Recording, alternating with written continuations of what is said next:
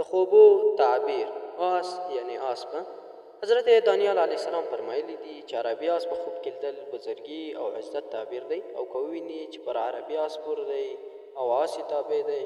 نو تعبیر یې بزرګي ده او د آس د ښه والي په اندازه به یې مرتبه لوړه شي. حضرت امام ابن سیرین رحمت الله علیه فرمایلی که څوک وویني چې پر لوڅ آس باندې سپور دی نو تعبیر دا دی چې ګناهونه به زیات وي، او که د بل چا آس وي نو د هغه ګناهونه به زیات وي. که وویني چې آس لوڅ دی مګر تابع دی نو د شرافت او بزرګي تعبیر دی، او که وویني چې آس ورسره مینه کوي تعبیر دا دی چې مال او دولت به ورته حاصل شي،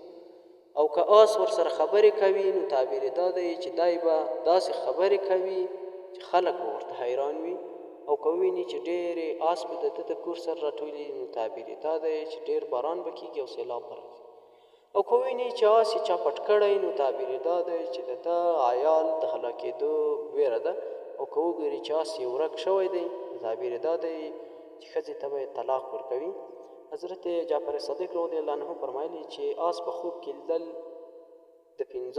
وجهو څخه وي: اول عزت، دویم مرتبه، دریم حکومت، څلورم بزرګي، پنځم خیر او برکت.